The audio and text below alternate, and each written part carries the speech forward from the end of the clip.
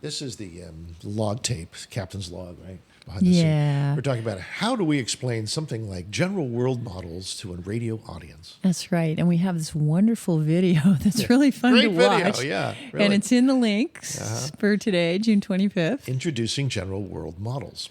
And this is a runway informational video. Is that them? Yeah.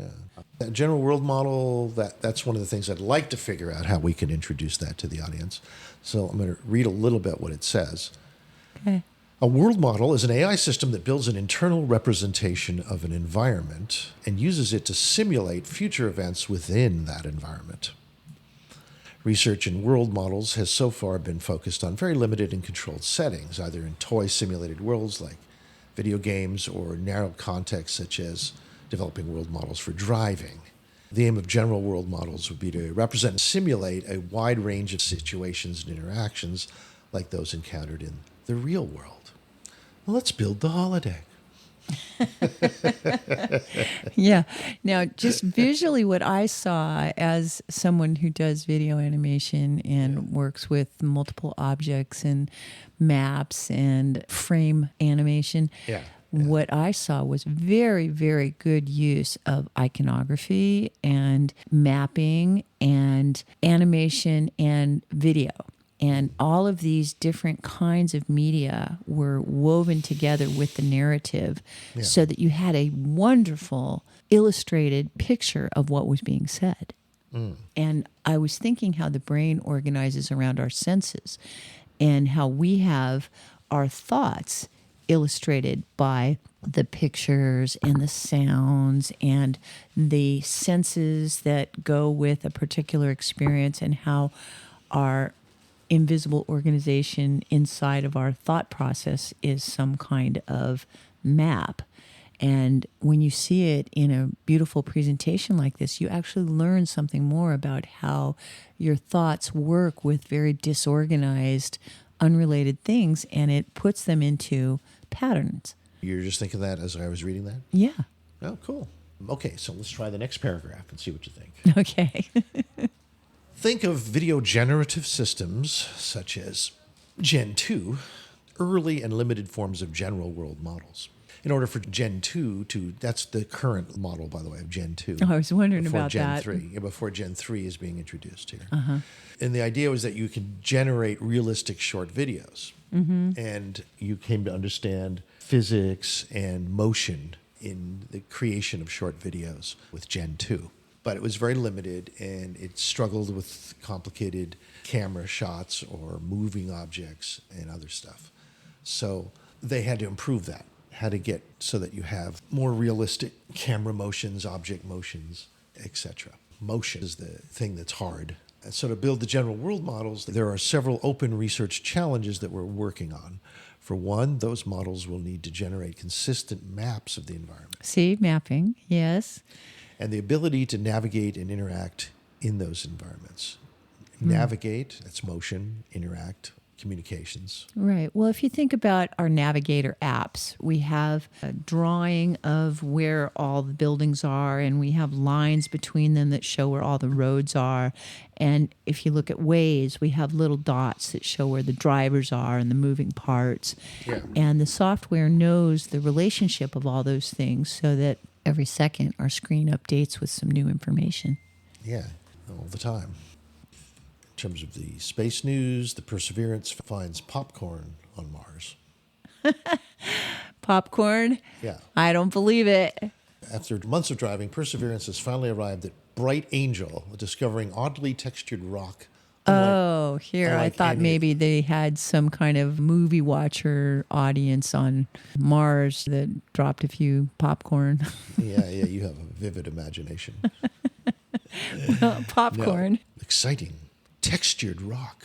Textured. Yeah. Unlike anything that they've seen before. Cool. It's a new type of pattern on the rocks. Now, what does this mean?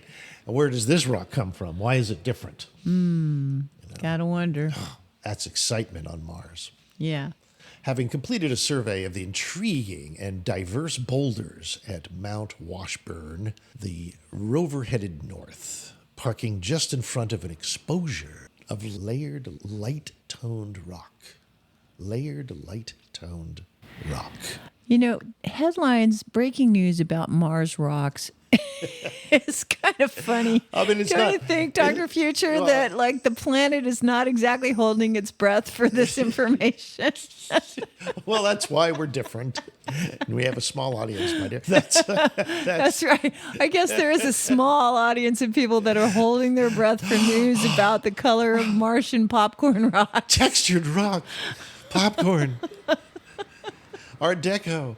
Yes, it was Outcrop on Sol 1175. And on that, I must take a pee break. Okay, I'll stop recording. Like Sometimes our prep is really funny. So, Yeah, it let's is. not miss out. I'm not afraid to do things I am on the air. All right. Are you thinking it's time to look at the Julian Assange news? Now, Bobby just checked in from the road with Katya on vacation, and Bobby's iPad M1 is connecting. Okie dokie. Are you guys car camping? We're car camping, yes. We are. Nice. We have some of our favorite folks live in the house and lots of cool stuff to look into about reality as it unfolds live here in Santa Cruz at the beach. While Santa Cruz voice listeners are turning up their volume, listening to the news. We're at 105, I see. Okay. We got 10 seconds. Yeah. 10 seconds. I'll give you the final count. 5, 4, 3. Say, kids, what time is it?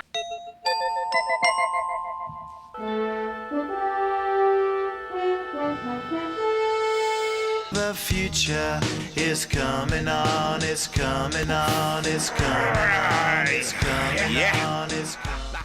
Okay, we are live on the air, or should we say in the air, as As Flight Some say. 1080 likes to Right. say. Right. We're definitely flying. yeah, we're all in different places today. We're in Wonka land. There's bits coming together through cords and wires and mysterious airwaves. Yeah. And we have us, of course, Al and Son, That's right. You got us. Doc and Mrs. Future here, and we have Bobby sitting in a car Bobby. with his dear Say hi, Katya next to buddy. him on vacation Hey. somewhere. Hey. Sounding good, buddy. Yeah. Yeah, we're car camping in the Trinity Alps, and we're Trinity. just 7 miles from Canyon Creek. Canyon Creek. We're in a town called Junction City.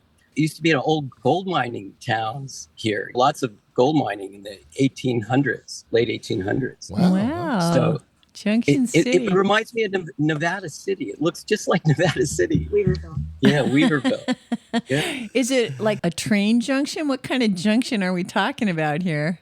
I think it's these highways. Well, there were roads, and one would go into these mines in this canyon and then come out, and it would connect to this junction. There's You're only still a in store. California, right? Yeah, Junction it's City's in Helena- California. Helena, Weaverville, Big Flat. Weaverville. Yeah. That's, Yeah, just north of Redding. We're very close to Shasta. Uh-huh. And- Whatever and there- possessed you to go to Junction City? We're just the. Katya wanted, she'd been planning this for a year. So you tell them, why did we come here? Oh well, it's beautiful. It's beautiful, and it's lesser visited than national parks. It's a national. It's forest area and wilderness area. So Yeah. it's less. So it's not really a impacted. city. No. There's a forest station office and a fire station here, and a little market, tiny market. No, we just Oh, we just dear. came down. Car we is just having drove- an alarm. Oh, that's opening the I just had to raise the window. We got these firefighting trucks here. I guess they did a little training session this afternoon. I was here last night and there was nobody here. Got great cellular reception. Now they did a training session, but they're all leaving now. And they let me park in the great. parking lot. All right, I good. love And, it. We're going to do under the show from there. trees, That's it's not great. too hot. Wow. Brilliant. We drove down 25 minutes from the campground to get here. So Oh, wow. All right. You Well, guys, thank you. you're so dedicated. Thank you so much. Yeah. We really appreciate you going live with us from the wilderness. Don't you love it? The way that everything is connected. You can be out in a beautiful natural setting and you can just take a little podcast break and come and connect with your buddies. yeah. I also feel really good to know that training is going on. Firefighters in our national forests are really making great progress. And around the Bay Area here, we've had a few Prescription burns. Yes. Yes. Prescribed burns that the air quality goes down for a few days, but you feel much safer because a lot of the brush and debris, we get rid of it in a smart way, and it's And all the training practice the that people. everyone's doing. Yeah, it's incredible. Yeah, we just passed fire. I don't know what kind of center. It was a community center, and there was this whole tribute set up for. There was just an outpouring of community love and support for all the firefighters and all the work they do. I mean, obviously, they are Yeah. so heroes. critical up here. That's good to know, because for us, it's kind of understandable because we're so close to civilization, just 45 minutes from the valley, Silicon Valley. But up there, you're a long way from anywhere. Yeah, And yet they still have some pretty good fire coverage. yeah. Yeah, you'll see fire stations. They look like a big garage every so often down the roads. And what used to be an old mining town, now they just have a fire station there that's left. The only building that survived. My understanding is that there's cameras everywhere too. They have a lot of viewpoints where they Like webcams, right? Yeah, Things you can webcams. check from where you are and see what the PG&E live does scene too. looks like. PG&E has them on their towers. Really? Yeah, it's quite a network. We have access to quite a bit of it. In the old days, they used to have those fire watchout towers on top of these mountains, but they don't have those anymore. So they just have these webcams, right? Yes, high res. You're able to see smoke. I wouldn't be surprised if they have smoke detection algorithms applied now. You know, it's so funny when you think about how fearful people are about technology ruining our lives and making us less nature-loving humans. And you think about the fact that it used to be that we would have to employ some lonely ranger to stay out there for months at a time to kind of Or Jack be the eyes and ears. Jack Kerouac, right? Or light keepers, even. Yes, all these professions are And now we just changing. put a camera up and a solar-powered battery, and the signal travels miraculously, 1,000 miles. Yeah, I have one human and 50 screens. Yeah. I think of it as our planetary brain is waking up. It's getting more sensors. We're helping our unity consciousness to see everything that can be seen in a new way so that we can do a better job of taking care of it. Like the cameras, for example, we can see from our deck, we can see that where the dead trees are, which ones are living, which ones are healthy. Yes. And from the air, you get a sense, okay, well, 1 in 10 is not good. So when it's 1 in 8, we need to start thinking about doing a prescribed burn, stuff like that. So we're getting better at it. And I think that's great. It can go to the point where maybe it'll be useful for many other things too. Maybe we can tell a lot of other information from these cameras. Like we have these air quality detection devices now everywhere. That seems like it's also moving in this direction of knowing what the quality of the air is, as well as whatever we can see visually. How is the quality up there now? There's supposed to be a fire somewhere, and you smelled smoke, right? Well, that was coming up. That was well south of Reading. It was called the Sites Fire, but we smelled just a little bit. It's pretty crystal clear up here. Oh, good. It's a little overcast now, fortunately, so it's not too hot. Yesterday was real. There was no overcast. It was like pretty hot, like 100 degrees. 100 degrees. No, I think it was like high 90s. Yeah. It got pretty hot here in Boulder Creek here too. It was like 100. Fortunately, we were down at the beach that time. But We heard people. Yeah. We had Bruce and Catherine come and tell us of their woes and how nice it was to be down here in the fog with us.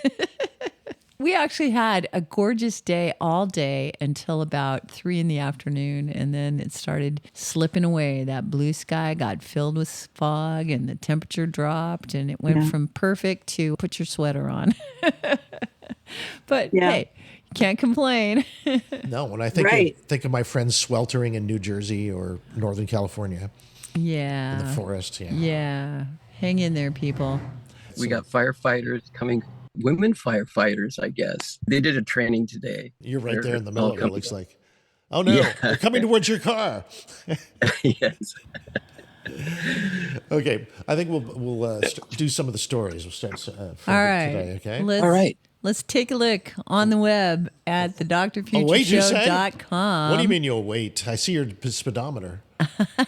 Okay, there we go. Back. All right. Well, All if right. talk to So us. we're still posting our archives on drfutureshow.com. We're still posting our links there, and we have our windows open, so you're going to hear all of the Yeah. trucks going by Bobby, on the beach here. Get your finger on the mute. Oh, okay. Yeah, There we go. Be helpful. Yes. Yeah, go walkie-talkie style now. You just push go when you want to talk, and the rest of the time, we're listening. Now, this story, Mrs. Future found somewhat less than scintillating, but I thought it was interesting. Well, I just think when we're doing future news and we're talking about Martian rocks, it's not exactly breaking news. Well, look at the headline here. Look, Perseverance finds popcorn on planet Mars. Popcorn. Yeah. Now, does that get your attention? Well, how did Perseverance know it was popcorn? Well, that's what I want to know. So I delved deeply into this article to see what it was. And, of course, it was clickbait. Of course. Yeah, it wasn't popcorn at all on Mars. It was textured rock. Yeah, and I'm looking at the picture, and Textured it's totally clickbait. There is nothing there that looks like popcorn. I know you got to look for the textured It's rock. Martian This is featured. rocks. Textured rock. You know, That's different. Here we go, people. Different The from future the is going to surrounding last a rocks. super long time. The future is just going to keep marching forward again and again and again forever.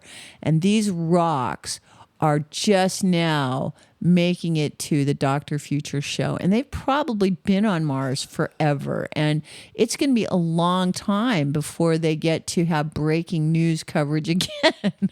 But here they are, rocks. So Look, what's the news? Look, Mrs. Future. Subtle details matter sometimes. And when a rock is textured differently than its surrounding rocks, that tells you something. That's a bigger true. story going Oh, on there. there you right? go. The subtle flavor of this is a variation, the spice of life. These are the boulders around Mount Washburn. Rocks that were exposed by the sun and available for the cameras to see.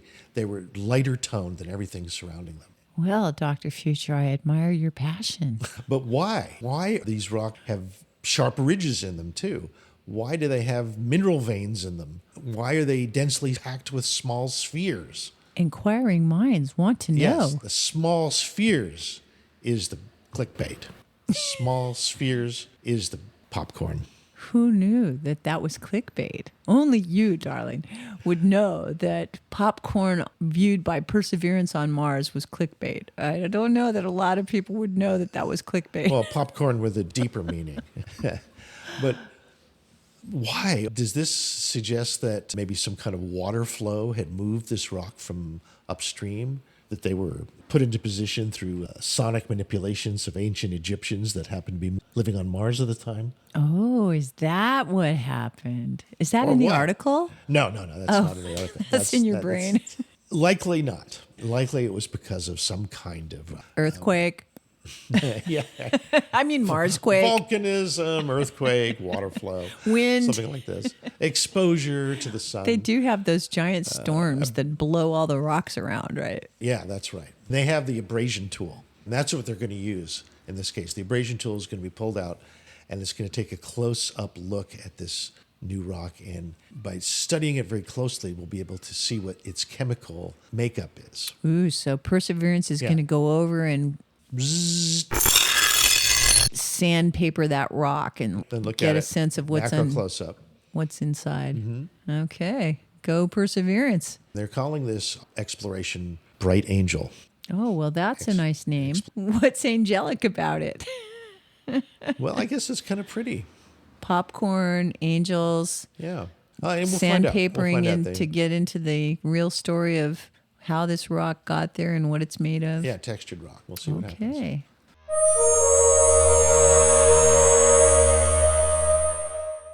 You know, I've really noticed that we seem to have entered this really random time in history where things that are coming together in ways that just defy expectation. It's the old Terence McKenna forecast that not only is reality stranger than we imagine, it's stranger than we can imagine. So I don't want to be negative about it, but it is kind of like Babylon. But that's fine for a radio That's show. fine. I'm sure it's very entertaining. Rock is kind of boring, but sometimes it's not. And Hey. I think there's some kind Clickbait of rock is news. All right. Okay. How about something more relevant to the now? How about the fact that Julian Assange has been released? Now we're talking. Right. Now that Like is that? a headline that probably is getting suppressed with all the other things that the free press likes to suppress. Okay. Let's hear about Julian Assange. Okay, Thank well, you, I think Julian. Free Julian. All Yay! Free Julian, absolutely. All us people are so happy that this giant miscarriage of justice is finally being addressed. Sorry, Mike Pence, I don't agree with you that releasing news that makes our military have to question themselves is something that should be punished for life. I'm sorry, we do not want our journalists to be muzzled. He was put in a tiny box in the back of a transport vehicle and sat there for 3 hours. And there were like 40 policemen guarding the transport vehicle. 40 policemen in helicopter above. More 40? police- yeah, 40. 40 Is that cops. enough? Yeah. Is that enough to Surrounding protect him. them? Like, what was he expecting to do? He's going to do a Houdini on us or something? He's about to Well, get no, released? I think this is kind of like when presidents have like 50 pens when they're signing some really important historic bill. These 40 police officers all want to brag that they were like there on the final days of Julian Assange, You think so? Yeah. And some of them gets want to attention. brag that they got to let him go free, and some of them want to brag that they put him in the box. And, they all have different stories that they want to tell, but they all wanted to be there Yeah, because, I you know, guess it's, so. it's It's a moment of legendary. It's fame, like yeah. participating in the legend. Yeah, that's true. What do you think, Bobby? It should have happened a long time ago. I mean, it's unfortunate that he had to suffer all these years in prison. Yeah. It's not unfortunate. It's absolutely paints a portrait of what our military industrial complex and the politicians who are of that ilk think about free speech.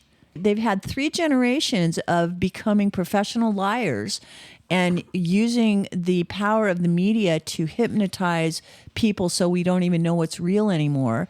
And this is how they treat someone who turned secret information loose on the internet because they're not ashamed of themselves. They think if this secret had just been kept, then there wouldn't have been a problem, and they want to blame the messenger. This is a total kill the messenger story.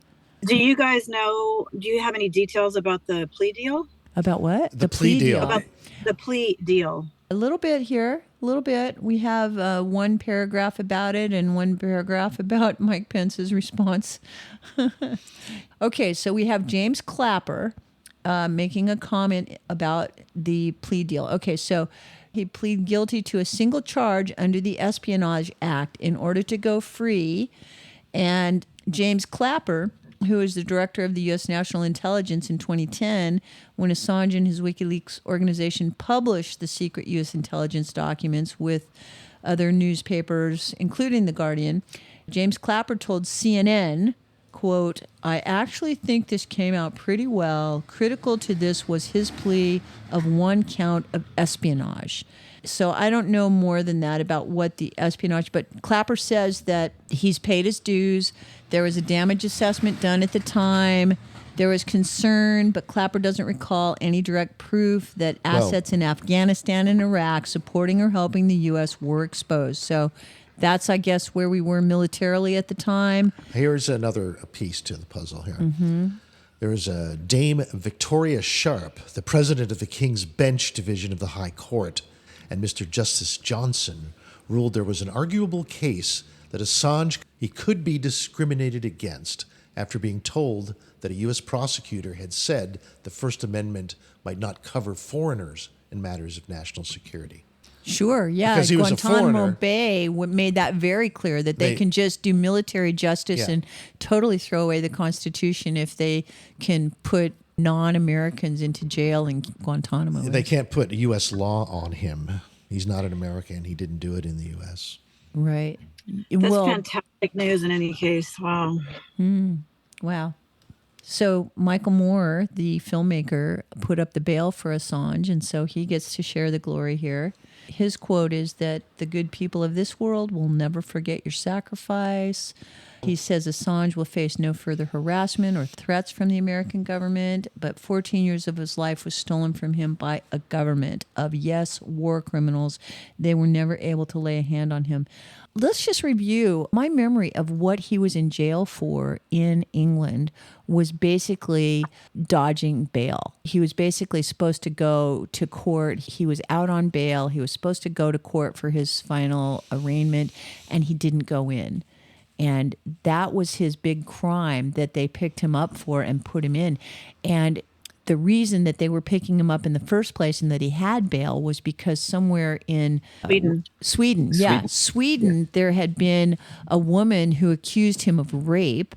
And that was kind of trumped up charges. And those charges were dropped. But after those charges were dropped, he still was held in custody all this time because the reason that they wanted him in custody is because maybe the U.S. wanted to have him come to the U.S. for war crimes, for WikiLeaks, right? Yeah. So that's not what he was picked up for. That's not what the justice system was being used for. And it was just this little backroom deal between our two governments, the of England and the U.S., to make sure this journalist taught a lesson to all the other journalists, because their assault on our free speech is really the big war that's going on right now. Bobby and I heard his father speak when we went to see RFK in San Jose. You saw Julian Assange's father speak? Yes. He was at the RFK rally earlier this year, or the end of last year? Yeah, end of last year. In San Jose. It was very, very moving. Oh, what was the essence of his communication? He is a very mild, gentle soul, very soft-spoken and highly intellectual and articulate. He spoke about the supreme injustice of this entire procedure. Yeah. Yeah, well, you know, our jailers in this world have a mindset that it's okay to torture the people in their care because as controllers, they can think of them as lesser human beings. They can think of them as people who don't deserve the protection of law. They can think of them as weak and incapable of fighting back. The way that our jail system has become a system of bullying and intimidation instead of an expression of our human capacity to learn from our mistakes and grow in our consciousness is a sad statement of the times that we're in. Yeah. Well, at least he's free now. Now we'll see what happens. I think we got to look at some deeper issues here, like the reason we have national security, because the other people. Why do we need to torture? Because the other people do. Why do we have hypersonic missiles? Because they do. We need to have a higher form of logic than that.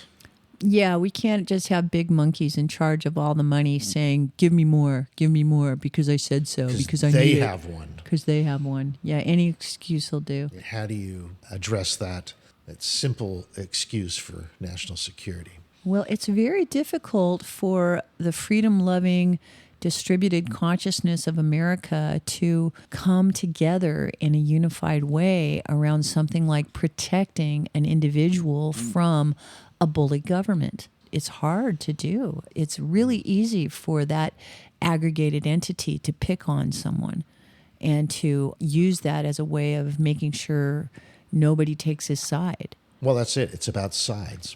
Mm-hmm. It's about sides. It's us and them. On a biological metaphor, the national security is part of the immune system. Mm-hmm. You know, friend or foe. Yeah. Keep the organism, keep the national security. It's supposed to keep us alive. It's our immune system, right? That's the thing. It's not corporate immune system. It's people's immune system. Yeah. They're part of the payroll of these three-letter agencies. They have a lot of input, and because a lot of these military contracts, defense contracts, are done by these large corporations. Yeah, revolving door between that and government. Yes.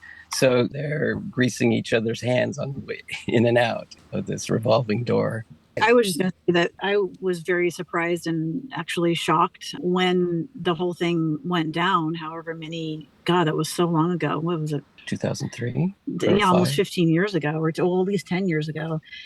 that people who I thought were like-minded, at least a little bit, and people who just came out and said, well, he violated espionage, he endangered Americans' lives. And as far as I know, none of that information actually resulted. I don't. Yeah, it's a big topic. It really is, and it's going to bring up a lot to discuss. And it's going to be curious how he thinks about it at this point in time, as well as Snowden behind the Iron Curtain right now. Yeah. Well, speaking of Snowden, maybe just a good little moment. Another comment from the Guardian in their coverage of this. They quoted Tulsi Gabbard, former congresswoman, and she says this never should have happened, but finally Assange is free. The press freedom group called PEN America, which had long called for the charges to be dropped, were really glad that this happened. And they said the charges targeted activity routinely undertaken by journalists in the course of their work to expose wrongdoing and hold the powerful to account.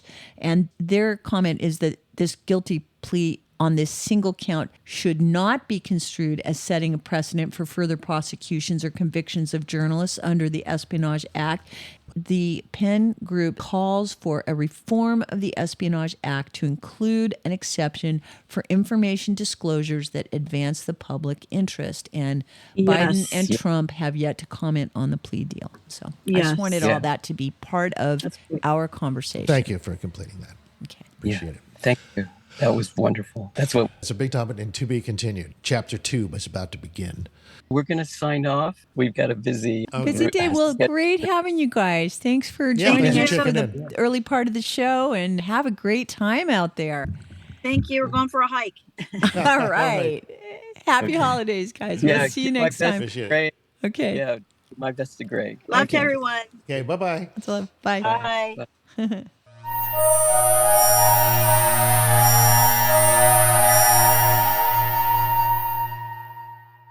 Did you just invite someone new into the Yes, this call was there? the person, Nick Venden, who was representing us at the show. Oh, yes.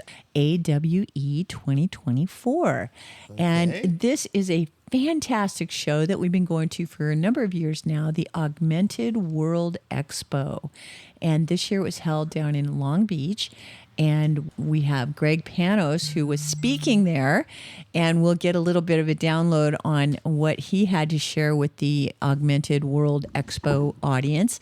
And we had our very own dedicated coverage from Nick Venden. Can start with Greg and give people a little reminder of what's so great about Augmented World Expo and maybe some of the things that you were bringing up this year. Greg, what did you talk about at Augmented World Expo? Well, I gave a talk on virtual immortality in XR. Oh, yeah? Wow. So XR is the catchphrase for VR, MR, AR. They settled on XR. Now, all I have to say about that is hardy har har. Hi, Nick. Hello. Yeah, hi, Nick. So they were Hi. asking me about my talk, and you were in the audience. So I was so busy giving the talk, I didn't really sense anything about the talk. So maybe you could talk a little bit. Oh, you didn't? Okay. I have quite a bit to say about it. I was going around saying I need something compelling to talk about at the Dr. Future show. And the most compelling thing that happened for me was Gregory's talk. And Wow. It always is. He's such a thought leader. I really appreciate how aware he is of what exists now and where it's all going. That's always been such a light. And significantly, he was very generous. One of the first things that popped up was a QR code for all of the assets for his talk, everything. Oh. Very, very generous. And people were holding up their cell phones and getting the QR code. And he showed it again at the end. So he gave away his talk, which was hardcore information about leads and URLs, everything. Surprisingly, his mother introduced him, and it was a virtual head and shoulders of his deceased mother. Wow. And when she did introduce him, there was applause, I think more for the technology that Gregory had cobbled together to make this happen. He had taken existing videos and made a virtual head and shoulders version of his mother. Wow. Then it was rigged, and the mouth and everything was talking, and she introduced, and at the end, she thanked him and closed it out. Wow. Very, very, very cool. Yeah, Wow. that's very great. How often are you communicating with your digital mom, Virtual Greg? mom, Greg. Wow. From beyond the grave. Did she give you permission? From beyond It was the her grave. voice. It was her Was it? voice as well. He had Yeah. taken the voice, every recording he could find, and entered them into an LLM model, I think. Yeah. Yeah, I trained a machine learning model on her voice, and it was her voice. Uh-huh. That is amazing. Sign of things to Wow. come. Yeah. And it's getting I don't better. know if it sounded like her. It obviously did because it was her voice. I'm sure she'll just keep getting better every year. Yeah, my friend who's helping me, model and put it together said it's progressively getting better and better and better. Yeah, exactly. And I had a slide where I showed the whole workflow of how I created it. And like Nick said, I gave away all the slides. And then there were lots of links to companies and terminologies and videos that were all active in the slide deck. I could send it to you. Definitely. Do you want us to Yeah. post it on the archive? That'd be fun to put the Yeah. Yeah, okay. Yeah, why not? The Why QR not? code. We'll put the QR code up on the archive if you like. Everybody ought to be digitizing their parents. Yeah. And, Yeah. I mean, every therapist will love to have people's virtual moms to play with. Right. Greg was talking about that he had scanned himself in every decade or so that he has a real record of his body and his type and his changes in his self. He said he's the most scanned person on earth. I'm sure he's right. Well, I'll tell you, when we have had the chance to go hang out with Greg in VR worlds, he always looks like he's the height of fashion. He's in his mature prime, and he's dancing, and he's well dressed and I like normal. I like the going to the Oscars. The going to the Oscars list really good. Yeah. No, he looked great, actually. I had to fix his collar. I was there in proxy for his friend who would probably be fixing his collar and make sure he had water. But I mean, that was very, very cool and very generous of him. And there was so much information. It was just a torrent of information about all these technologies, all these scanning companies and softwares. And Yeah. When you see that, was there any really lightweight glasses that could do XR? Was there any new types of headgear that was? There were quite a few, actually. I have cut sheets from all kinds of things that I could pull them up, but I always get sick of these conferences, so I don't always put these devices on.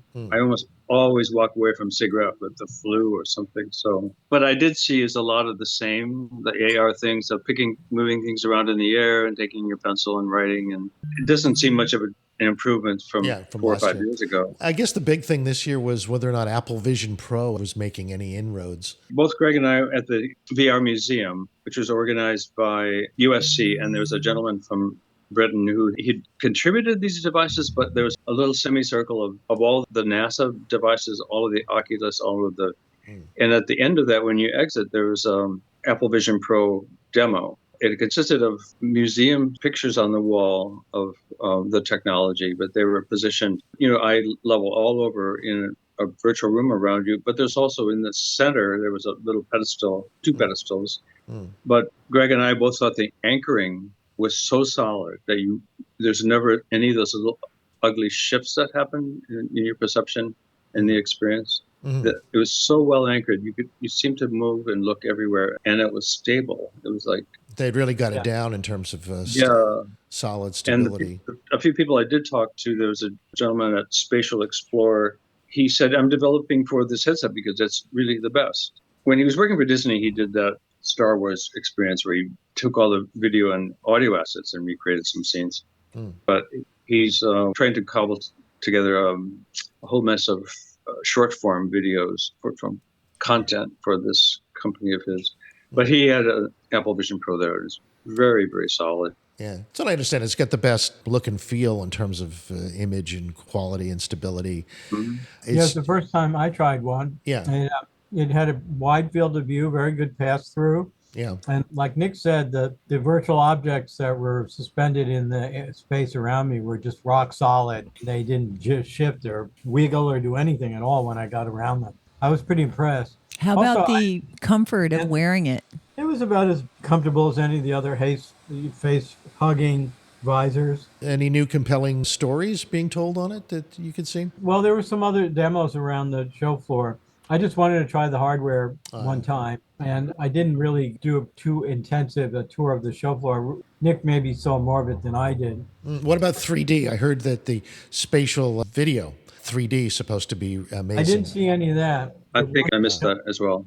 Yeah, the one demo I did at the museum with the photographs hanging around, there wasn't any 3D or video on that. But eventually I'll get a chance to see that. Also, I tried the Oculus MetaQuest 3, which I never tried. That's the newest one because I have a MetaQuest Pro, which I like because it's open air around the eyes. And it looked really good. It had really good pass through and wasn't too heavy. And I got to see a demo that Philips company in the Netherlands created a live volumetric video of a guy dribbling a basketball. And you can walk all the way around him while he's dribbling the basketball. Nice. And he just stayed anchored to wherever you set him. And then he also had another basketball game. It was kind of like a window where you were looking through the window, but all the players were obviously in 3D playing. If you shifted your head back and forth, you could see that.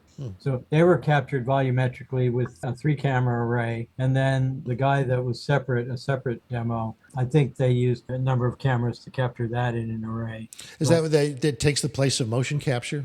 3-camera? Yeah, they don't have to specifically put markers on the people that are in the scene in order to capture their motion. Makes it easier to do the volumetric. Yeah, it's like a shell. It's creating like a shell around their form that is textured, so you can't really see the shell. If you turn off the textured, you see kind of like a blobby person. You get a point cloud, basically. Right. Yeah, that was pretty impressive. So that means that this stuff is coming, 3-dimensional video. Yeah, it sounds like it might be less data intensive than some of the stuff you were doing with the one camera going around the object. Sounds like it might be just a lot more efficient. Yeah, well, I used my scanner phone to scan Palmer Luckey. Started the Oculus. Yeah, didn't he speak at the same time as you, Greg? No. He spoke like an hour or two later, or an hour and a half later. So, yay. My talk was pretty well attended. The room was about 3/4 full. I got a lot of compliments from people that came to it later. And they're going to be posting it on YouTube. So once it gets posted, I'll send you the link. Yeah, congratulations. Fantastic. And then I scanned a number of other people who were VR luminaries and people that are relatively significant. I got to 3D scan those people. Yes. For those who don't know, his other alter ego is Scandy Warhol. Yeah. Scandy was busy. Right. Yeah. So I had to remember that I had the scanner in my pocket. Anybody was interesting that I talked to, I wanted to scan them. You talk to Greg. If he likes you, you'll get scanned. That's right. Yeah. The liking you is the qualifying factor. Yeah. Well, speaking of liking, Greg, I want to know, what did the show think were the highlights this year? Like, who won the prizes and what was really noteworthy? One of the things about the AWE is they give the Augie Awards. And how'd you feel about the awards this year? Did you agree? Were you impressed? What do you think? I had to leave the Augie Awards early, so I can't really tell you. But if you go to AWE 2024 on the internet, search for Augie Awards, you'll see who the winners are. Okay. And there'll be links to their work or the company that got those awards. Did AI quite a few of them? Did AI make any impression this year on the AWE? Yeah, AI was integrated into pretty much every talk and panel. One of the sessions was about resurrecting the sort of essence of Ada Lovelace, and it integrated AI and stable diffusion video. So it was kind of real-time animation while the speaker was talking. That's online already. Yeah, I'm actually looking at it since you reminded me. I just thought maybe that would be something you guys had tracked, but I know how it is when you're at a show. What you catch is just so you know, unpredictable. What was funny about this year, the last few years up in Santa Clara, I would see people I would know, and when they were there, I would see them. And at this one, the Long Beach Convention Center is very big and it's very sort of linear. You have to walk all the way down one way and all the way down another way. There wasn't really a specific place people rendezvoused. There was the lobby, which was enormous, and then people were passing through the lobby going different ways. So you would see them if you stood around long enough in the lobby, but it didn't have the same schmoozing potential to run into pretty much everybody that you knew. Like last year, quite a few people showed up that I knew that I did not see at all, but I heard that they were there. And I saw pictures later that they were there. And I'm like, how did I miss them? The logistics, they're going to be there next year in Long Beach. So that's great. I live down in Long Beach. Yeah, no, it's right in your backyard. So they really like it's really convenient to go over there every day. That's why we went here. It used to be in Santa Clara. Now well, it's listen, down there, apparently, I'm just looking at the Augie Awards. The best head-worn device winner was the MetaQuest 3. Oh, really? which was your Yeah. favorite. Huh? Yeah. Good one. That's only like $5.99. Yeah. The best developer tool is considered Eighth Wall's Metaversal Deployment by Niantic. Are you familiar with that? You've been using Yeah. that? Yeah? They made the Pokemon AR hunt. And the best content creators was awarded to Between Realities. I wonder what they're creating. And the best consumer app is called Pillow. Do you know Pillow? Yeah. Oh, that's the thing on the bed. Yeah, the girl was. Yeah. Pillow was developed by Lucas Risotto. What does the thing in the bed do? I mean, Lucas Risotto. Oh, he is so great. I remember when wasn't he the fellow who did the Dream experience a few years ago? Yeah, he's done a lot of really interesting projects on his own. And he got tired of not being able to lie down and do VR lying down. So he created Pillow. That's why it's called Pillow, because you have your head on a pillow, you're lying down. Oh, that's great. With the visor on. And then it will shift everything so it's like you're sitting up. So you can relax and you can do VR for a long time while you're lying down instead of sitting up in a chair and having all the weight on your neck of the headset. Right. And, Part of it's a stargaze. There's a ceiling that transforms into 88 constellations from the sky. You learn about mythology, and wow. it's a relaxing sound bath, and Sounds wonderful. sounds great. Yeah. Great. Yeah. I did have Huge some very success. strong reaction to Lucky Polymer, as I called him. That name developed as I was watching him. Polymer as in Monsanto, as synthetic. So there's this guy, this brilliant young man, speaking very clearly, great communicator, and it's a product of this genius mind and at the service of the military, because he dropped with a great smile. He said, well, I'm working on autonomous weapon systems right now. And as he went on, with the big bullet that in his head, he looked more and more like a lesbian rock star from the 70s. And he kept talking, and then this Lucky Polymer thing dropped into my head, and as I was up the aisle, they asked, what would you do if you started over? What kind of content would you be creating? He said, well, I think adult entertainment. And I whipped around and I looked at him and he said, I don't mean pornography, but I mean, the great range of adult emotions. Yeah. And I headed up the aisle. I never saw the end of it.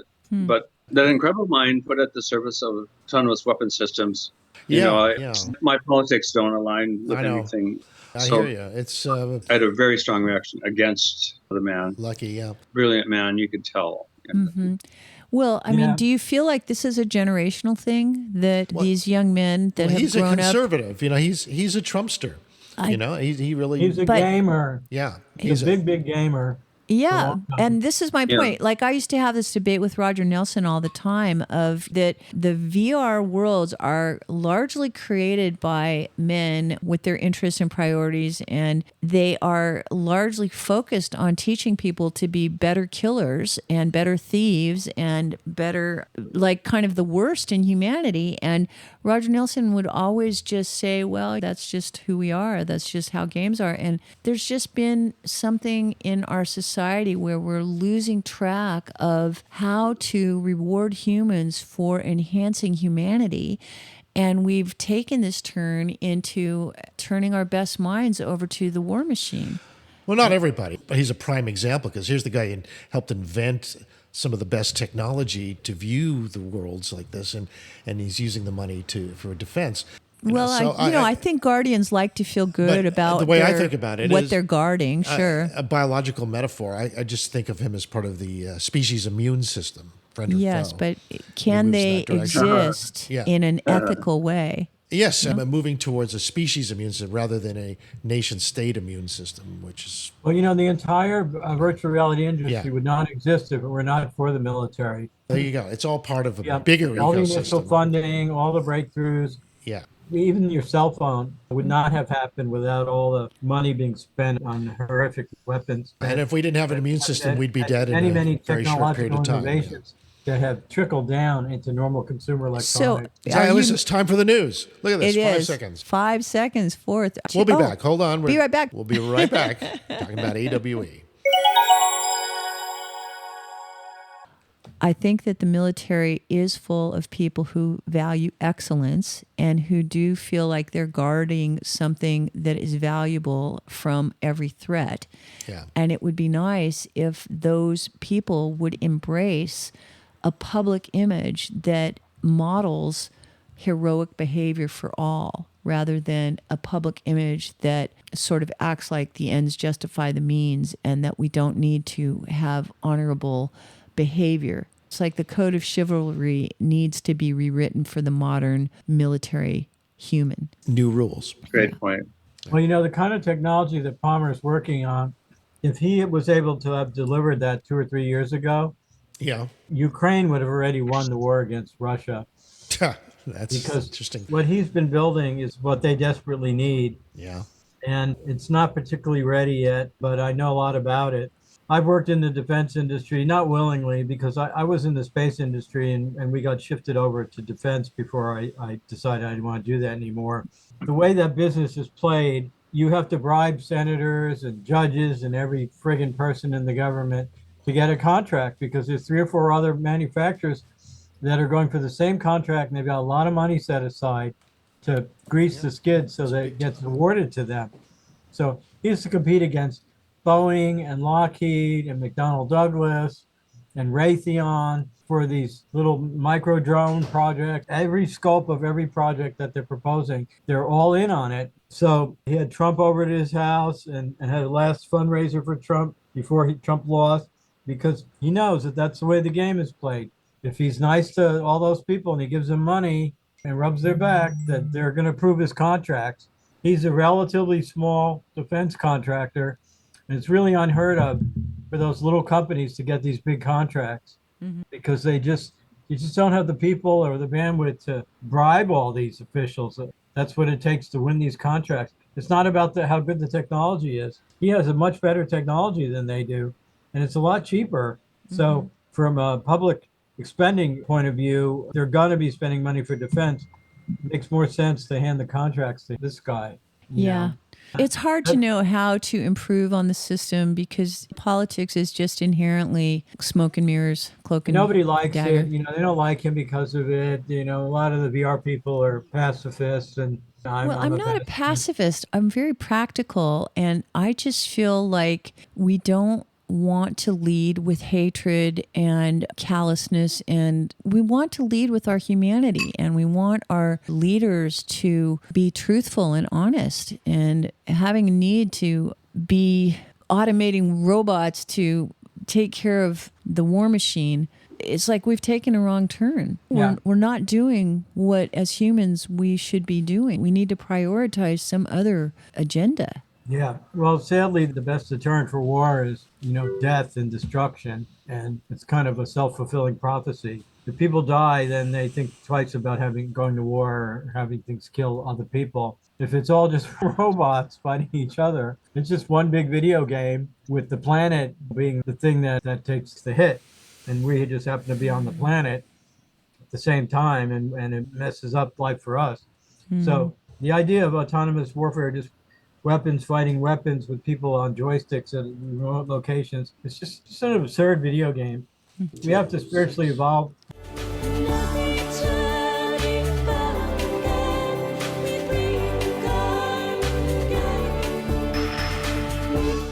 Welcome back. We are talking about Julian Assange initially and his release from prison today.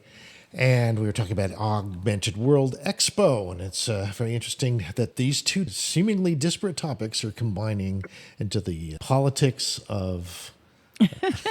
How do we make ethical robots if we're not even going to make ethical humans? Well, that's what I'm we're wondering. talking about Lucky Palmer and his and his sort of conservative Trumpist politics. I am not anti-conservative. I am pro-conservative. I am pro... Anduril creating weapons that could have ended the Ukraine war months ago if they existed. Yeah.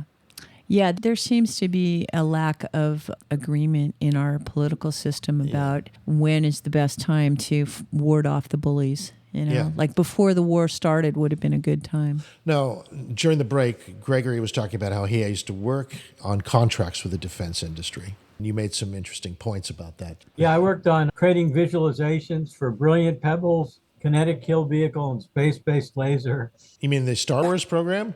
Yeah, Star Wars. Huh. So I created computer animation that was in support of the proposals that the company was responding to.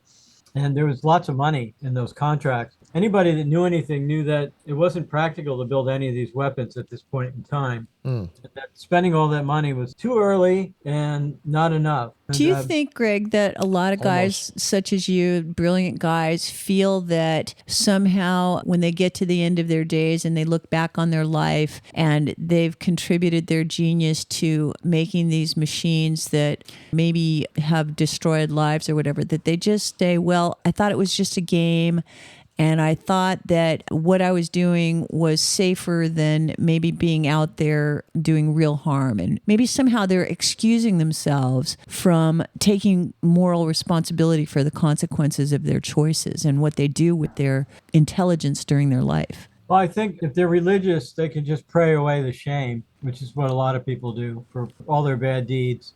So you think people are actually engaging in behavior that they consider shameful? You think that that's think if they know that somehow they contributed to something that killed people, if it really kind of hits them in the face and they're aware of it, then their consciousness has to respond somehow. It has to review that kind of information and consider it. Well, don't you think that they're doing it because, like, somehow they're rationalizing it as more valuable? Well, it's the defense of your country, as to defend your freedom. Not necessarily. I think most people do it because there's a good paycheck involved and steady work, and they have a family to feed and a house mortgage to pay for. Yeah, I see what you're saying. Any number of jobs they could be taking, and it turns out this is the one that they could do. And so it's really the headless monster syndrome. Like they're just too small to affect the conscience of their work. So they're just ants in an anthill, and the anthill is making choices that they're not responsible for. A small participant in a much larger collective outcome for which there's no there isn't any sort of back attribution towards any single individual. People who are loyal to those that give them their paycheck. I think that's if you're protecting your company from your country from an attack. Yeah.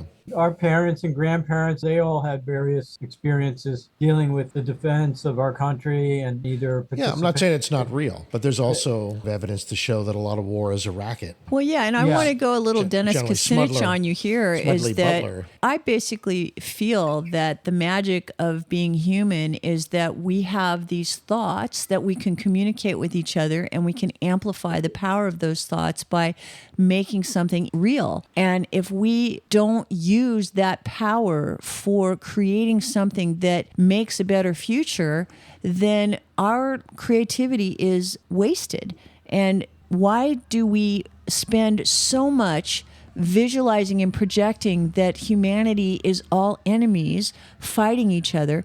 And why don't we project much more that humanity is a great team sport where we're trying to bring out the excellence in each other? Yes! It's just a different idea to apply our brilliance to. Yeah, greed and fear. No, but you could be greedy and still reward people for creating excellence instead of destruction, instead of wasting resources, instead of controlling through fear and oppression. You could just as easily profit from something that creates a bigger pie, more wealth, more paradise, more happy people. In fact, you could create a larger profit. Yeah. If you were aiming for the thing that more people would give their best to. I agree with you. And you guys know because you scan for various interesting news in the tech sector all the time. And there's a lot of really good stuff going on in this energy sector and agriculture and in pollution cleanup. And so there's plenty to look at that's optimistic and forward-looking and beneficial to society. I just think that because we're a fear-based species, and somehow the news has been monetized and greed rules the monetization. All the bad stuff is the stuff that activates everybody that they tune in on right away. And then they get to sell you toothpaste or soap because you're watching all the bad shit happen, even though they ought to be a good news channel.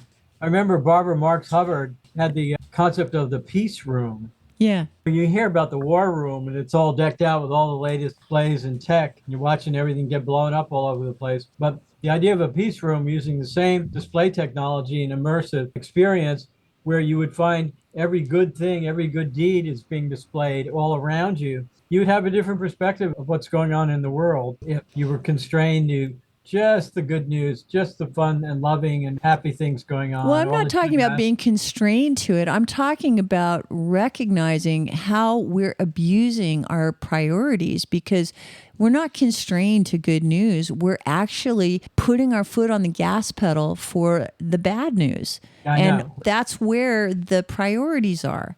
It's human nature, don't you think? No, I don't think it's human nature. I think it's the nature of a very few kinds of humans Okay, that are sociopathic, that they'd go know for- how to grab the they'd go reins for of power, control 'cause and they- distort. Because they want it. I don't want to run for office.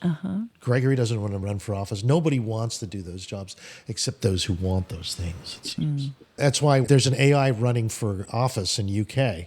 An AI running for office, and maybe it'll be a better distributor of the wealth than humans.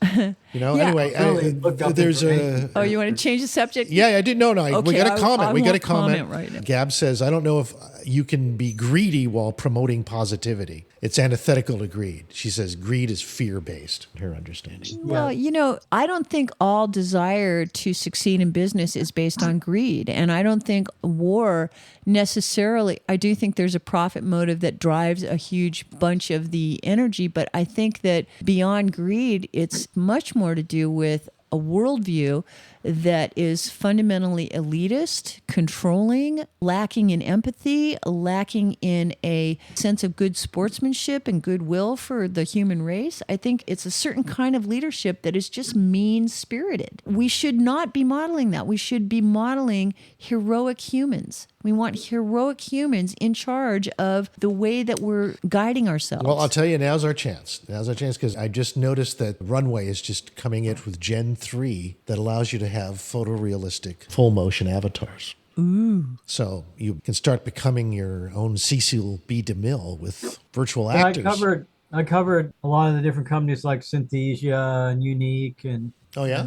a number of them. And I have links on my. How about Runway or Pika Labs? No, I didn't go into specific AI online service or product offerings in terms of Sure. AI-based video because I was trying to constrain it to photorealistic human simulation of a known person, somebody that you knew. And you can use these programs to create animations, but it's harder to do them of somebody that's photorealistic, of a person that you're trying to get it to. You have to train them with photographs, or you have to submit photographs and upload them for it to build a model of a person that it can use in its animation. But they're evolving in such a way where it won't be very long before you can add your personalization. Midjourney is rolling out a lot of personalization options now, and people are starting to get excited about that. So all the other services eventually will realize that they have to have the capability to create a photorealistic version of a person that's utilizing the program if they so desire. The fact that that has what's called deep fake potential is kind of putting the brakes on some of the rollout of this stuff. Microsoft recently introduced VASA 1, VASA 1. With that one, all you give it is a single photo, front-facing photo, and audio of the person speaking. Yeah. And it does everything else. It builds the model, it animates it, it moves the head around in a natural way. The Really? lips are perfectly synced, the eyes work perfectly well. And the first thing that happened is everyone went nuts over the fact that it had such high deep fake potential to be Yeah, really. That was their so first thought. quickly and so easily. And rather than seeing how this could empower them to So- be a filmmaker. Yeah, so Microsoft is holding back on rolling it out. But while Really? they're doing Wow. that, you've got Baidu and Tencent out of China that are just releasing their own versions of it and saying, fuck it, let's just let it go I out see. in the world. Well, that's interesting. Yeah, it's funny. In this case, the Chinese are giving us more freedom than our own people. Yeah, but it's kind of a Trojan horse. They're giving us enough rope to hang ourselves, so to well, speak. well, to be able to create whatever you want with your own avatars, I don't know. I think that's a real freedom. You know, to be able to, it's like a writer with a pencil where you can create anything. Yes. I mean, getting obsessed with putting limitations on our tools because we might offend somebody, it gets kind of old, you know, especially for those who want to tell more edgy stories. Yeah, it's a whole story of adult entertainment too. All the limitations of adult entertainment. Yeah, it all folds in with what's allowed and what's not. And Right. But maybe it's because of the message that we can't trust ourselves. I do think that the people who are the most involved in creating limitations are the ones who are the most fearful that somehow we're going to do something that's going to kill us off instead of something that's going to bring out the best in us. I just envision a future like 100 years from now where we've completely blown ourselves up and the only thing running are servers with simulations of us. And the aliens come and visit, you know, they're greeted and they're welcomed down to the planet. They're invited to utilize or take whatever resources they wish. And we're all just a bunch of smiling faces on a screen, talking about our grandchildren. Now, see, Greg, that's exactly what I'm talking about. The happy lives we have. Happy people, very happy. Yes. I know that you're a great comedian, and I know that you very much value being here, but you are one of the most nihilistic people I know. And you're always so fascinated with the worst case scenario, and you're not alone. I could probably do a talk on Twilight Zone episodes and movies where this was like the plot line. Yeah. So I didn't necessarily invent it myself. Yeah. I'm just really interested in reframing the way that we use our words and use our thoughts and use our media so that we recognize that we only have so many minutes of attention to give to the day. And what we do with those minutes of attention is a creative force. And you spend half your time figuring out how to kill as much life as possible, you're going to live in a world where half your time was spent erasing stuff. And if you put that same time into creating something that is more fun, then you're going to live in a world where that's what you created. That's why I left the space industry, because I was now in the defense industry and it was boring to me. And I didn't want to spend the rest of my life doing any of that. Yeah. Gab says, it's already happening, Greg. This is that. This is all a simulation. We are that. Speak for yourself. Yeah, no, what? Greg is busy creating the actual simulation. He's been he's not he's the a simulator. He's not the replicant. Well, I'm trying to fine tune a simple process that anybody can take advantage of. Yeah. We all lose our loved ones. We all have friends that die or they get sick. Some of the links on my slide deck were about people who have been given a cancer diagnosis and they want to create an AI of themselves to leave behind. Yeah. They're all having an aha moment. I mean, I literally wrote this stuff down and published a paper about it in 1991. Yeah. So yeah, I can see it. I knew that it would be a common thought in the future. The technology improved, that it would become a desire that people would want to somehow take steps prior to their demise to authenticate and to push out into the world some version of themselves is just more optimized, Uber version of themselves, a better version of themselves. Yeah, why not? And next time I visit the family mausoleum, it's a party. Right. Somebody actually patented the idea of digital gravestones. Oh, yeah. A long time ago. But I'm thinking you would go to a gravestone with like an Apple Vision Pro, and it would read a QR code, and then all of a sudden somebody would spring up from the ground and start dancing on the stone and saying, "Hi, I'm Joe Schmo. I lived in the year such and such and such and such, and I got hit by a truck and I died at 52." And he's very grateful to be able to talk to us. Meantime, I'll tell you what my life was about. Brilliant. You walk from stone to stone, from mausoleum to mausoleum. It becomes a place full of life. There's more life in the cemetery of the future than there is out on the street. Yeah, it's really quite the. It's quite a party. Yeah, you know, it's really strange. Also, when you stop and think about it, is that these cemeteries are also the great repositories of DNA. Yes. Yeah, and they could all be resurrected too with the technology that's coming. Yeah, and then plug in their virtual minds into it, and they'll have the whole Monty. Right. Exhumation becomes a birthday party. Yeah, it really seems strange compared to today's reality, but these things and more are becoming possibly the new norm. Well, speaking of birthday parties, last night I spent a little bit of my time on Udio. Yes, making a birthday, that's amazing. That's an amazing program. It allows you to create just about any music you want. Yeah, it was. Yeah, and it was great. I And know. then, we made some bumpers for the Dr. Future show a while back too. Oh, good. Well, just so people know, Udio is an AI that creates soundscapes and music, sound effects, music, So do a jingle, songs. Singing, spoken audio. Yeah, you could do a jingle for the Julian Assange release, for example. Oh, okay. Right? Awesome. And Great idea. Theoretically, you could do a jingle for every story that you're covering on the show. Right. Well, first thing I usually do is I go to ChatGPT and I have it write the lyrics. Yeah, okay. So you have Julian Assange being released, freedom at last. Yeah, you could submit the Guardian article that is in our links. Really? It would give the AI something to work with. Yeah, some. You know? Well, I'm finding all these little clever things you can do in Udio to make it so it's just reading poetry in a voice. There's no singing involved. And then other ones where there's women singing a cappella, the chorus line, Julian is free at last, free at last. Oh, we don't have to hire a whole bunch of musicians or singers anymore. I mean, I could probably finish the Julian music before the show's over. Oh, yeah, absolutely. I think that would be fun. Well, if you want, we can take a little break right now. And when we come back, maybe you'll have it ready. We can give you. Do that? Dr. Dan's going to be joining us in a few minutes. He's going to give us an update on the whole new strange goings on in the COVID world. Oh, great. All right. So listen, let's go for a rather lengthy commercial break. And when we come back, we'll have Dr. Dan. And when Greg is ready, we'll have a little original AI art. Yeah, Greg's online. And sound good? All right. Yeah, thanks, Nick. And Nick thanks, Greg. We'll be back. All right. All right. See you guys in a minute. The Hook is California's first ever cannabis outlet. 100% locally owned and operated, we're here to be your friendly neighborhood hookup. We believe that everyone should have access to fairly priced cannabis, so we work hard to get it to you for 30 to 50% less than the other guys. If you're 21 or older with a valid ID, visit us in Capitola or in Watsonville today. We're here to be your friendly neighborhood hookup.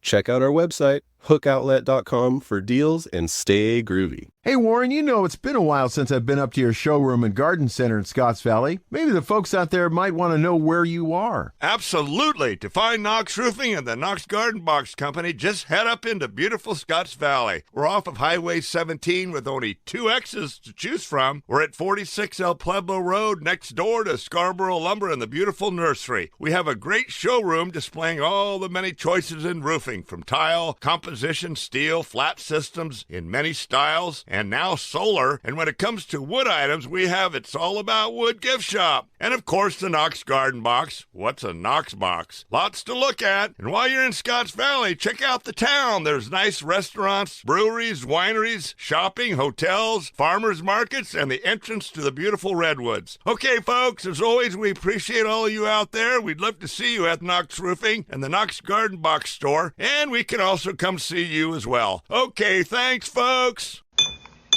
Hi, I'm Nancy, the tasting room manager at Barchetta Winery in SoCal, where we've been producing award-winning wine since 1933. Our tasting rooms are open daily at our SoCal location at 3535 North Main Street or in Monterey at 700 Cannery Row. We host weddings, receptions, and special events. The votes are in. Chef Ben here from Back 9 Grill and Bar at the Easy Off Past Tempo exit. We are so proud of our food and our service and your votes. Back 9 has been voted Santa Cruz County's best burger and best happy hour in the good times. You've heard me talking about our house ground burgers. It's time for you to come and try one so you can taste the juicy difference. And what makes our happy hour the best? You have to come and experience it yourself. See you at the 9. My friend Beth spent $70 a month, about $70 on prescription drugs. She went online and saved a bunch. And with the extra money every month, Beth buys supplies to expand her business. 90% of all prescriptions are covered. Check for yours at monthlyfeerx.com. Never again overpay for your meds. Monthlyfeerx.com. Get all your meds for one small monthlyfeerx.com. When you need help managing your estate, call on the Angel. Hello, I am attorney Angel Hess, and I am ready to help. Whether you need a will or a trust, a guardianship or a conservatorship, or if you are managing the financial affairs of a loved one, I will help you with over 7 years' experience working in estate planning and probate fields. When you need help, call on the Angel, attorney Angel L. Hess at santacruzlegal.net.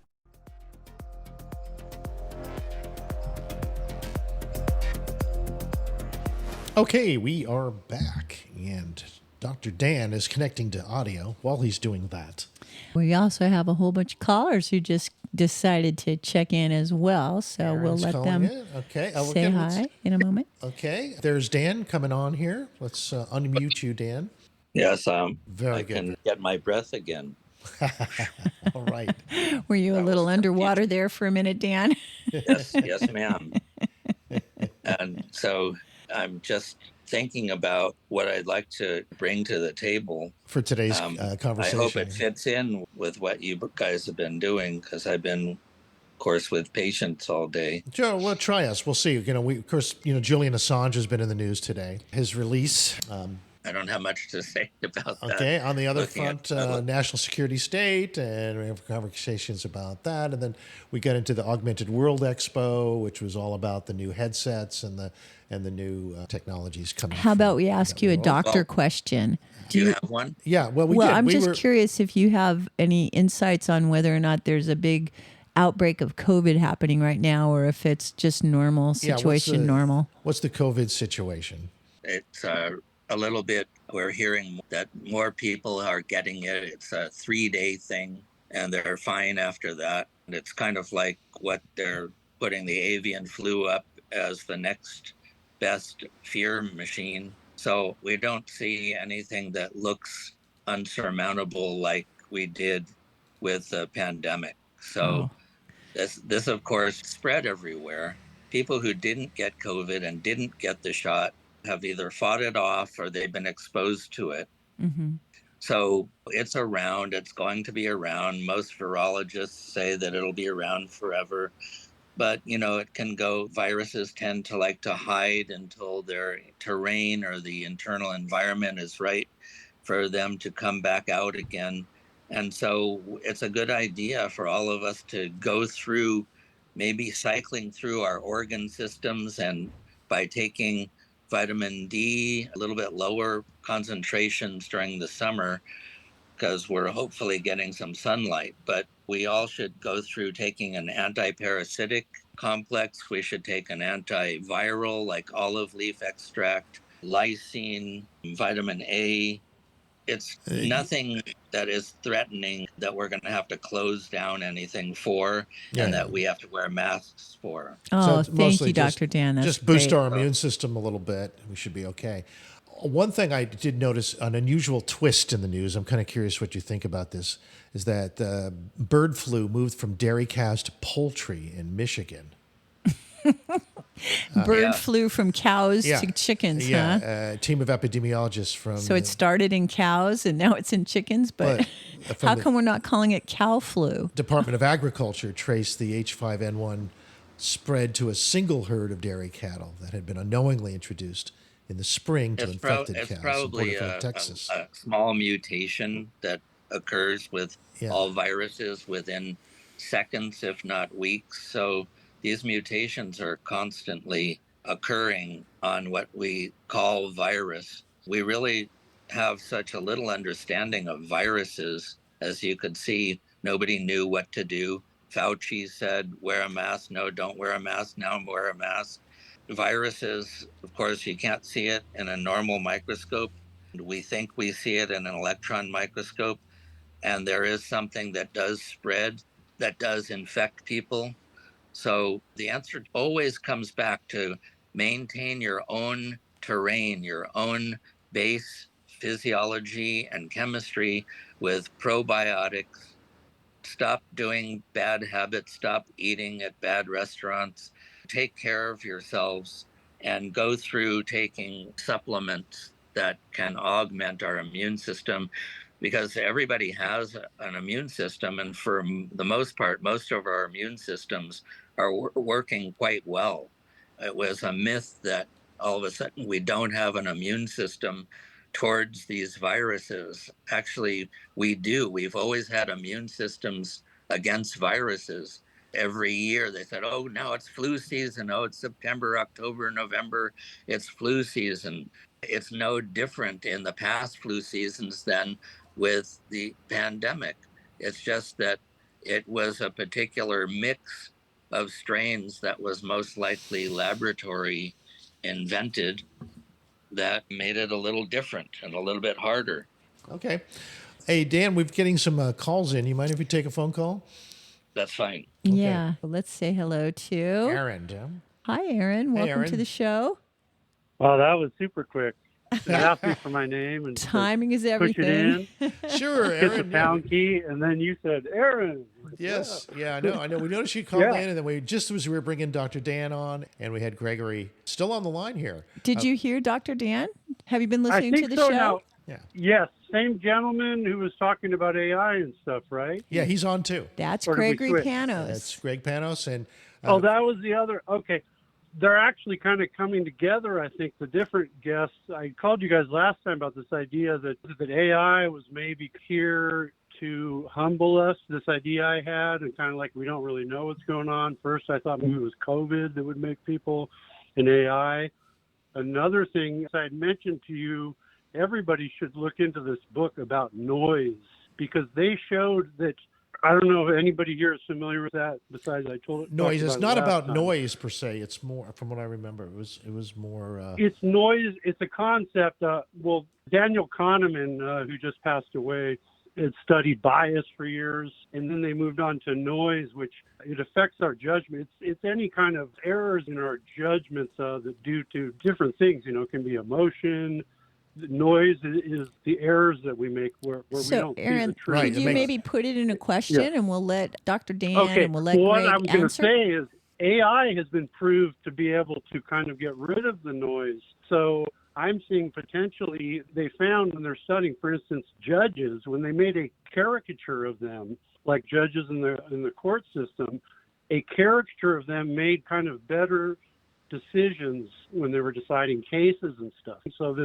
So when we were talking about AI and this, even for historical purposes, making a watered down version of yourself or something, or a better version of yourself, it's actually what they're finding. Do you know what I mean? Yeah. Finding, if you take the average, like the findings of a judge on all the cases over the years that they did, is better than the judge himself or herself. In my opinion, that's a very dangerous path, because how do you know that the people programming aren't blind to a whole other world that has never been thought of yet? That it makes everything go towards one particular direction, doesn't it? Well, yes, that's kind of the worst case. Maybe I'm proposing the best case scenario, and it's probably going to fall somewhere in between. We can't control it to a certain. It's also kind of just evolution.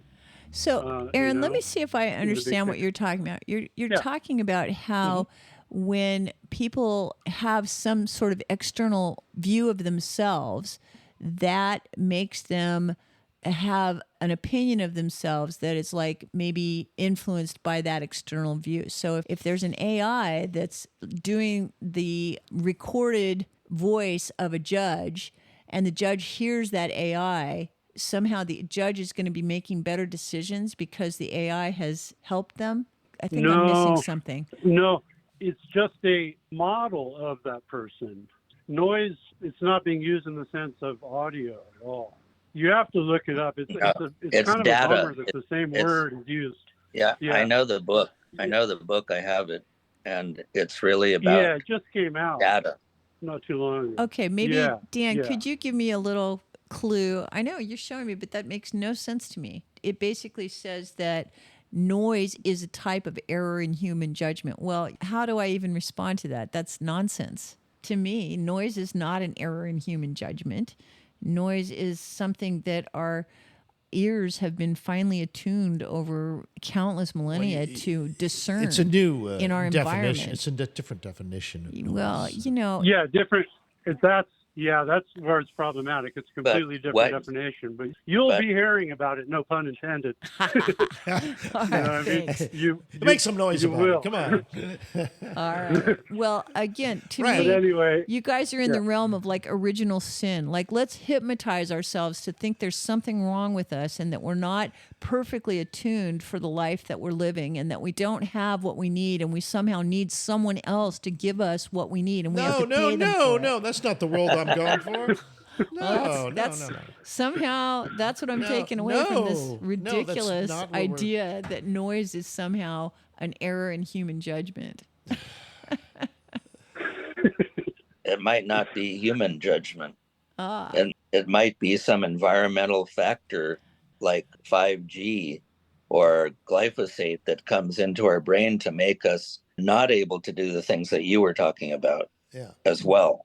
Mm. So that's noise. So it's more of a metaphor than the actual idea, Yeah. the sound. Okay. Right. So it's sort of in the realm of noise to signal. Yes, signal It's to noise. completely Yeah. defined differently. It's a scientific thing. I'll just try to maybe simplify it really quickly. So two things that can happen is there can either be a lot of corruption of the truth and the actual data that happens amongst people. There could also be crowd wisdom that happens. So that's kind of the good thing that happens is when you get a bunch of ideas together, and this is all kind of covered in this book about noise, and AI is able better than us to sort through that stuff. That's all I'm saying. All right. But It's able to sort through Thanks, Aaron. what is the corruption. Okay. One thing I want to add to that is you take people like Gabor Mate, who is world renowned for his understanding of trauma, and you look at cultural trauma, like whole civilizations that go through trauma, that's liable to bias us to make wrong decisions as a culture. You know, I might be paranoid, but I think we're a little bit more in trouble than we think. Greg's idea of creating a virtual version of his mother will help. He did. He did a presentation on that. Yeah. Not that. Could help therapists and doctors to help their patients by having the family present at family therapy. Oh, yeah. Nothing like having a Jewish mother in your presence. I don't know about that. I like to say trust the perfection, and all of the voices are weighing out, adding up to the consequences. It's the symphony of beings that create our reality, right? Right. That like Pixar is getting into this now with their new Inside Out 2 that's just coming out, that you're making decisions from a committee of some personalities. Yeah. Sure. Redefining our Freudian understanding of it. Yeah, giving every emotion its own personification. Sure. Well, that's helpful, actually. Yeah, exactly. Now imagine if those personifications were actually virtual entities that you could actually hang out with. Yeah, that would be great. That would be healthy. There was a lot of talk at the AR conference about virtual therapists, virtual psychiatrists, and then virtual healthcare workers and intermediaries. That's what comes to mind, yeah. Yeah, there's a lot of things that they've classified as necessary and easy to do that don't require a human on the line, that can be handled by an AI, a human-like AI, and then a database of all the specific types of issues that people require solving. So do you feel like there's a bias in the VR world to do things without humans? Like the idea that we'd rather talk to a virtual therapist than a real life that's not human being? I don't think it's a rather. I think that people want action and they don't want to spend a lot of time confused with uncertainty that whether it's an Autobot or a person, they want the problem solved. And if it turns out the Autobot is a quick and easy and reliable way to solve a problem, then they'll call the Autobot every time. Yeah. But if it's throwing the lever on the slot machine and you don't know who you're going to get, whether they're going to have a foreign accent that it'll be hard for you to understand, or they're going to be in another country and they don't have access to all the information. These automated systems can be created with a lot more verifiable digital trust for information. Yeah. How are you going to handle the liability of what that AI thing tells the person to do? Well, you document it just like everything else. When you call someone and they say the call is being recorded for quality assurance, that it leaves a record for that specific interaction. And so the liability will be tied to specific things that happened that caused some situation where there was a liability. So and that why does this whole documentation- conversation sound so cray-cray to me? Like, what is it about this need that you have to have like Stepford wife versions of real people? I would say we keep going from Stepford wives to husbands too. I think you should do your dad too, Greg. You know, just to be fair when you here. when you call to authorize a credit card, you got a new credit card and you got to call the number to authorize it. Would you rather wait a half hour to talk to a person and then read them the numbers to have them authorize it? Or would you rather go through a phone tree with voices that takes you 1 minute or 2 minutes? Yeah. But your psyche is not a credit card. No. No, but when it comes to your psyche, In many cases, what step therapy is, where they won't give you a particular drug that you think that you want until you try 3 or 4 other drugs. Okay. With a psych therapy that's automated, it can determine the level of how much a human needs to come on the line and actually make decisions. So you may just call and say, I'm calling in for my Wednesday appointment and I've had a pretty good week and everything's been really nice and I'm not really having any trouble, and be like, oh, great, thank you. All right, well, bye-bye. And it makes a record of the call. But if you call in and you're panicked and you've been thinking about suicide and everything else, then it will get more concerned. Then a human will come online and you'll actually talk to a human. All right, So, let's change the subject. I think Al has a few more things he wants to introduce to our this consciousness involves both of you today. guys, actually. There was in the news this week in Neurosciences that the first child brain implant for epilepsy appears successful. Brain implants, as being one of the answers to this whole virtual XR reality thing, is where, why don't we go directly to brain implants? All you guys who want to have your buddies be programmable instead of unpredictable. But this device is rechargeable, attaches to the skull. It's not a full VR thing at all, but it's more of an electrical stimulator for the brain.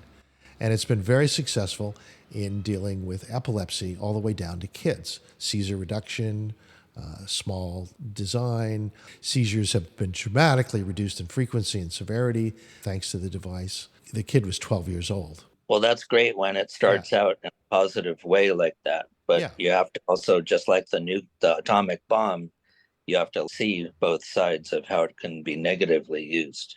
Well, there's always cautionary tales, but is that the reason why we shouldn't do it? It could be like in nuclear bombs. Yes. Brain implants are like nuclear bombs, or you would go that far? Yeah. And you, Greg, is that is significant to you? No, I wouldn't. I wouldn't equate these with nuclear bombs. The explosion of a nuclear bomb is a collective decision that only a few people would make. In this case, we're talking about a whole different chain of custody of decision making that is a little bit closer invested in the individual. Yeah. So what happens when Kim Jong-il puts brain implants into his armies? Well, then we hack the brain implants. Yeah, good thing Lucky Palmer is working on automated robots because he'll probably know how to disarm them. Anduril will know all how to do this. Yes. The famous line from the Star Trek movie is, the more you try to overtake the plumbing, the easier it is to stop up the drain. Mm-hmm. Yeah. So the more you design something elaborate, the easier it is to find a single fault somewhere in that whole chain. Yes. All right, listen, you guys, So, I'm feeling we're getting close to the end of the show here. How about you? and Before we go, change the topic. As the lone female what in would you this do? Brain sea implants. of Where are you testosterone with fantasies. brain implants? Play the Julian Assange audio. Oh yeah, you ready? Yeah. But, okay. Well, she's going to say I will one give thing. my spot to the AI because No, wait a minute, it's son. 30 something seconds. that How long do we have? 3 minutes. We have 3 minutes. Okay, we got it. 3 minutes. All right. And 30 seconds for your. So- what do you do? Brain implant. brain implant comment from Mrs. Future is that we will, as human divine creative beings, get what we want. We will get what we intend. We will use the vast intelligence of our aggregate mind to solve the problems that need to be solved to bring us what we're after. The future is going to be full of what we wish for. So be careful what you wish for because we're going to get it. And wish for something wonderful. Okay. Wonderful brain implants. Thank you for having me, guys. Yeah. Thank you. thanks for being here, One Dan. thing before you go, Dan, you're going to appreciate this. We're using the U2Go app to create a song about Julian Assange being released today. During the show, we had Gregory's the AI that. get creative for us. Yeah. Okay, and Greg, he's going to we're show you ready. how you can do a song on the spot. Go ahead. About the Julian's Truth. Okay.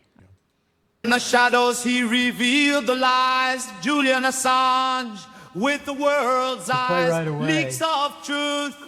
A digital fight for the silent he brought to light. Oh, Julian, in the cyber night, you showed the world Want me to do a what's screen out share? of sight.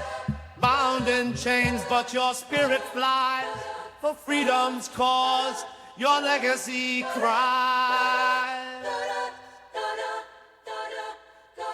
How bad it was, your incarceration.